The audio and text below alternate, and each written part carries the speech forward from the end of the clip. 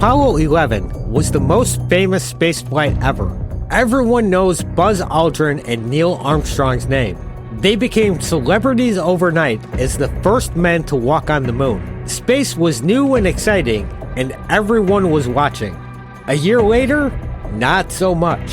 When Apollo 13, the third lunar mission, launched, not so many people gave a shit. Been there, done that, time for something new. However, that would change 56 hours into the mission when disaster struck, and all of a sudden, everyone was interested again. So, what happened? I'm Andrew, and this is History's a Disaster.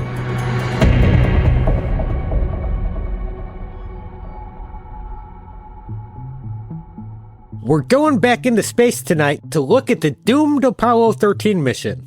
And this mission was fucked right from the start. One thing after another seemed to go wrong before disaster finally struck, dooming the mission and leaving 3 astronauts desperately trying to make their way back to Earth. And tonight's episode is brought to you by the Breathe Deep Oxygen Bar. Feeling lethargic? Stressed? Maybe a little depressed? Then you could benefit from an explosive burst of oxygen at the Breathe Deep Oxygen Bar, conveniently located at the Challenger Shopping Center on the corner of Resnick Lane and McNair Boulevard in downtown Scobie. The Apollo 13 mission, commanded by veteran astronaut Jim Lovell, with command module pilot Jack Swigert and lunar module pilot Fred Haise, was initially considered routine by both NASA and the public. So much so that after Apollo 11 and 12, no one really cared that much.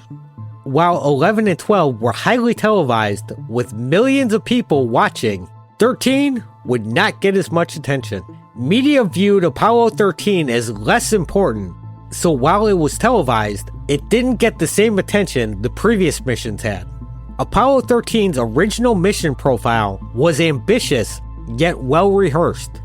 The plan was for the astronauts to land in the Frau Maro Highlands, in an area of extreme scientific interest due to its geological composition and the potential to provide insights into the moon's formation. They thought it possibly contained material ejected from the formation of the Imbrium Basin, one of the moon's largest impact craters, so it would make a great place to take geological samples. Commander Jim Lovell, making his 4th spaceflight and 2nd lunar mission, brought extensive experience to the mission. At 42, he was NASA's most experienced astronaut.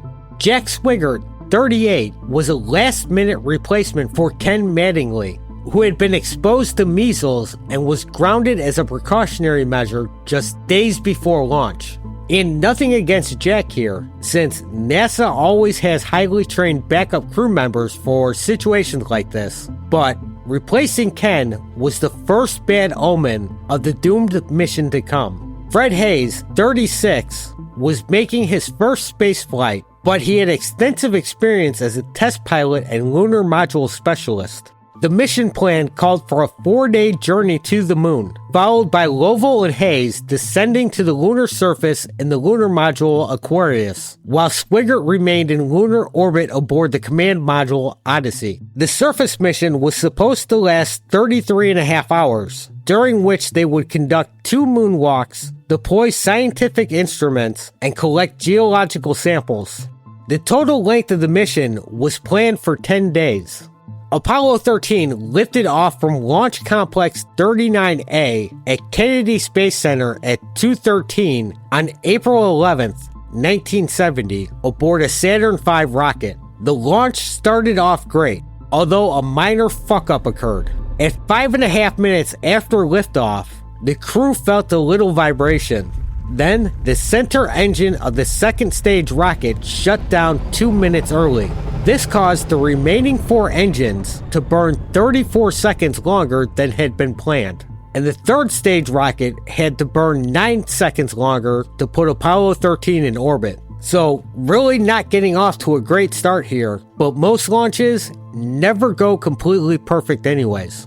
The first 2 days of the mission went as planned. they performed the translunar injection burn, which separated them from the third stage rocket and docked with the lunar module as planned. They conducted routine system checks, navigation updates, and course corrections while heading toward the moon at increasing speeds. The spacecraft's trajectory was precise and all systems appeared to be functioning perfectly.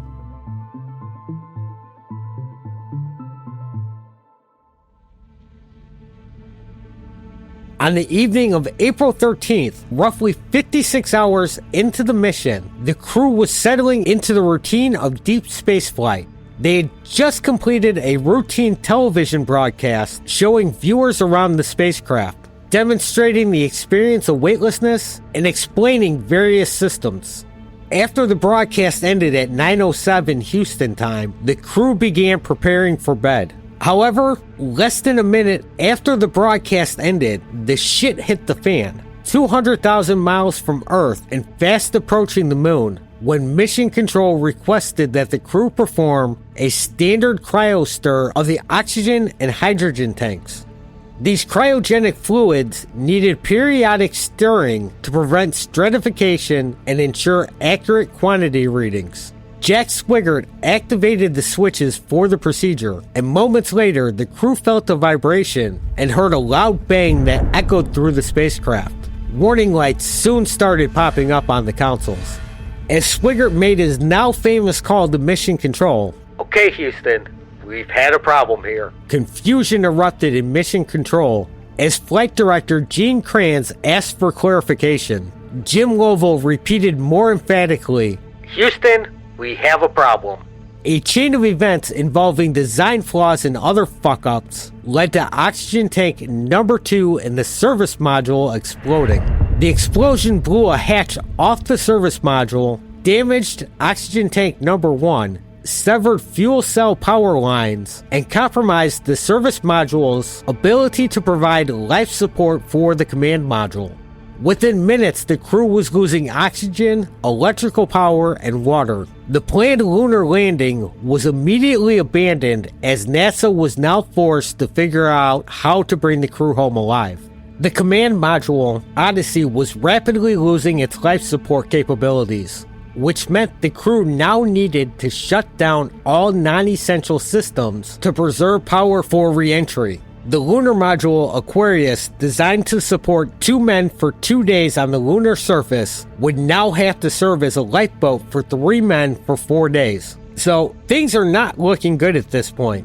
The decision was made to move the crew into the lunar module. It would have to make do as their new temporary home. This would require them powering down the command module to preserve its battery power for the eventual re-entry, while rapidly bringing the lunar module systems online, in a configuration they had never been designed for. The procedures for this did not exist and had to be developed on the fly, with the lives of the 3 crew members on the line. Engineers and astronauts on the ground worked frantically to devise new checklists and operational procedures. Gene Kranz, the lead flight director, established the mission's new priority with his famous declaration, "Failure is not an option." He organized his team into groups to begin addressing the critical problems: power conservation, life support, navigation, and re-entry procedures. The white team under Kranz's leadership, along with the gold and black teams under Glenn Looney and Gerald Griffin, worked around the clock in shifts to ensure there was always someone working on the problems. And things just kept getting worse for the astronauts. Carbon dioxide levels in the lunar module began rising dangerously as the CO2 scrubbers, originally designed for 2 men for 2 days, quickly became overwhelmed with the addition of a 3rd man. The command module used square lithium hydroxide containers in the CO2 scrubbers. However, the lunar module used cylindrical containers because apparently someone was slacking in standardizing the equipment at NASA. The square canisters would need to be modified to work with the round receptacles in the lunar module. Engineers on the ground had to devise a solution using only materials available on the spacecraft: plastic bags, cardboard, tape, and various fittings. The next 4 days were a showcase of problem solving at its finest. The carbon dioxide scrubber problem was solved through an adaptation designed by engineers at Johnson Space Center. Working with identical materials to those available on the spacecraft, the ground team developed a procedure that allowed the crew to build an adapter using plastic bags, cardboard from their flight plans, tape, and those different fittings. The jury-rigged modifications worked perfectly, maintaining safe CO2 levels for the rest of the flight. The next major problem was power conservation. The lunar module's batteries were designed to provide power for the short lunar surface mission, not for the extended journey home. Every amp had to be carefully managed, with non-essential systems shut down and power budgets calculated to the minute, which would make it a long cold flight home since heating was considered non-essential. The temperature in the lunar module plummeted as low as 38 degrees. In the tight confines of the lunar module, their spacesuits would have made things worse. On top of limited mobility, they would not have been able to use the cooling system, so they would have quickly overheated in the big bulky suits. The next major problem was water, or the lack of it. It was estimated that the crew would run out of water about 5 hours before they made it back to Earth. They had to conserve water. They cut down to 6 ounces each per day, which is just a fifth of their normal intake. Instead, they drank fruit juice, ate hot dogs, and other wet pack foods when they ate at all. The crew became dehydrated throughout the flight and set a record that stood up throughout Apollo.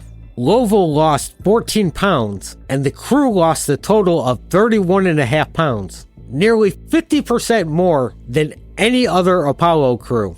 Not sure if that's a record to be proud of or not. Yay, we nearly died, but look at all the weight I lost. Yeah, okay. All of that, plus a kidney infection for Fred, and they still landed with 28.2 pounds of water, which is about 9% of the total available.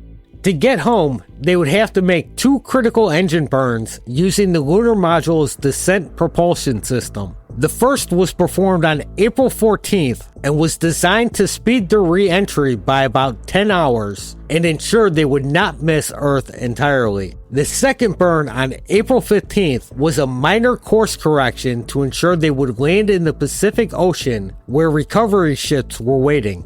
These engine burns would require extreme precision. The lunar module's guidance computer had not been designed for these maneuvers, and its navigation system was not properly aligned after the explosion.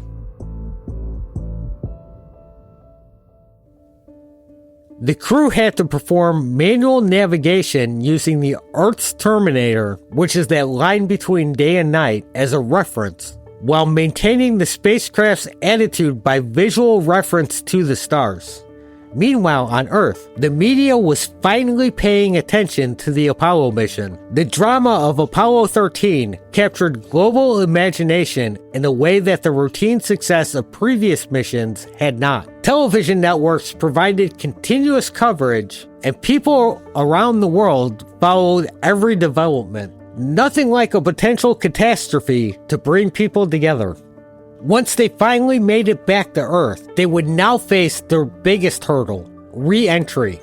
The crew had to power up the command module after days of cold shutdown, a procedure that had never been attempted and for which no checklist existed. Engineers at Mission Control worked with simulator teams to develop the startup procedures, which had to account for the spacecraft's unusual configuration and limited power availability. And the greatest unknown of all this was whether the command module's heat shield had been damaged by the explosion or not. If the shield had been fucked up, the crew would never survive re-entry. There was no way to inspect the shield, and the crew would not know until they attempted re-entry whether their spacecraft could protect them from the 5,000 degree Fahrenheit temperatures of atmospheric entry. So they had no other choice but to go for it. They would either burn up or not.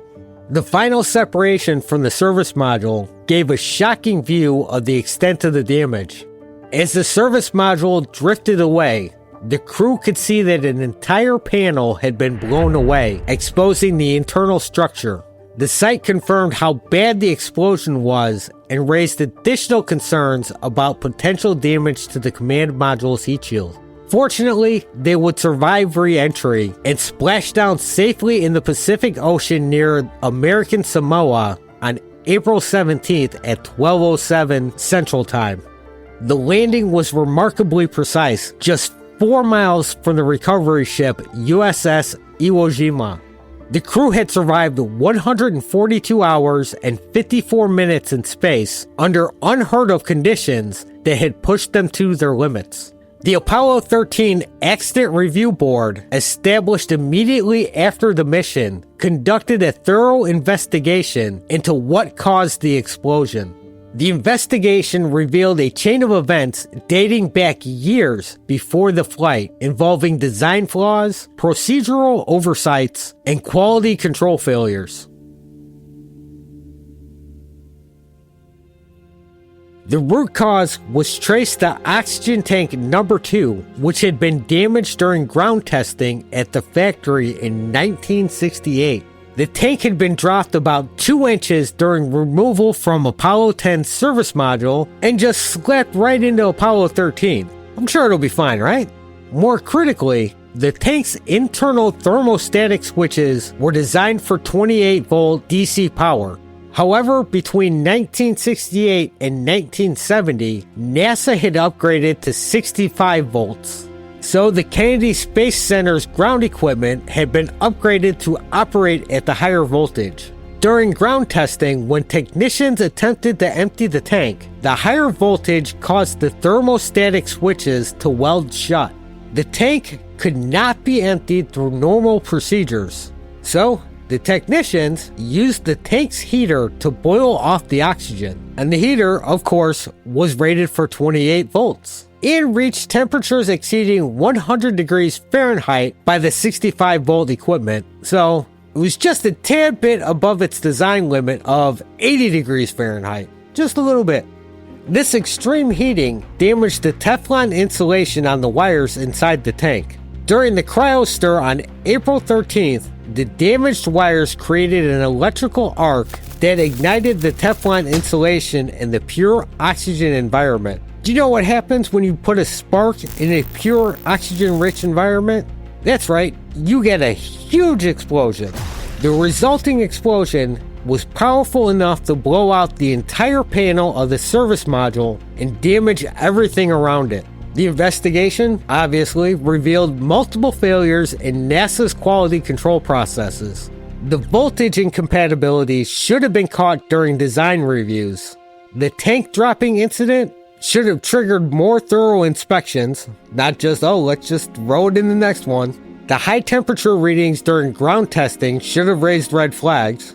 Each failure individually might have been alright, but put them together and they snowballed into a much bigger catastrophe.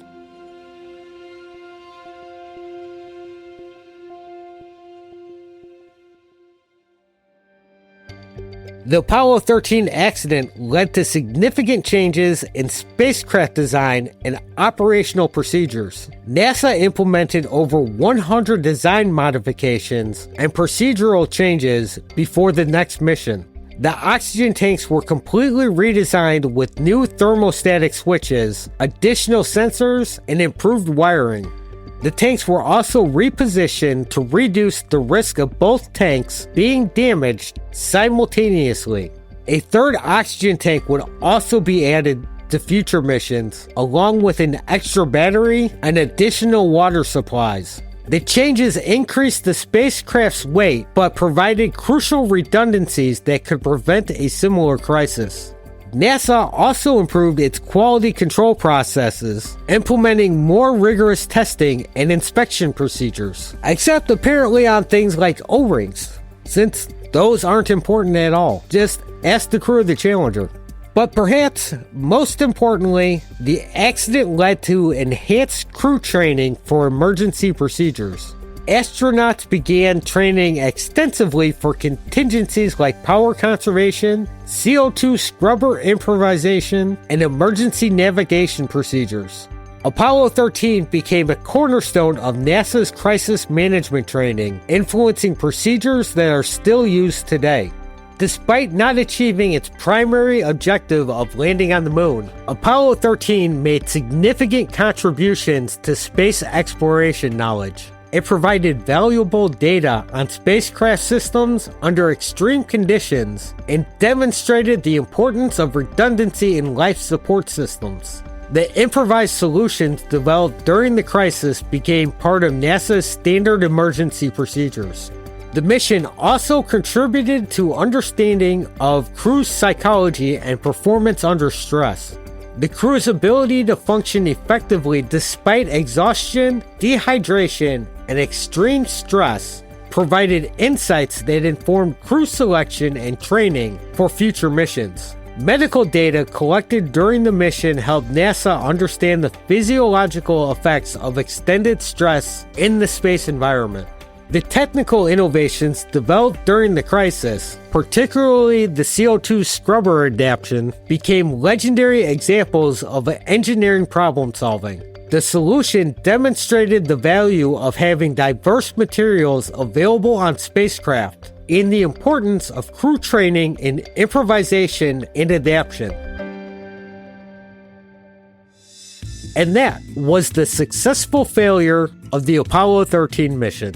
A failure, at least in my opinion, that contributed more to the scientific community than if they would have actually landed on the moon. Thanks for listening, and if you liked the show, please consider leaving a rating or review on your Apple choice. And you can reach out to the show at historyisadisaster@gmail.com with questions, comments, or suggestions, as well as following the show on social media like Facebook, Instagram, a few others, TikTok, YouTube, and share the episode. Your friends will love it.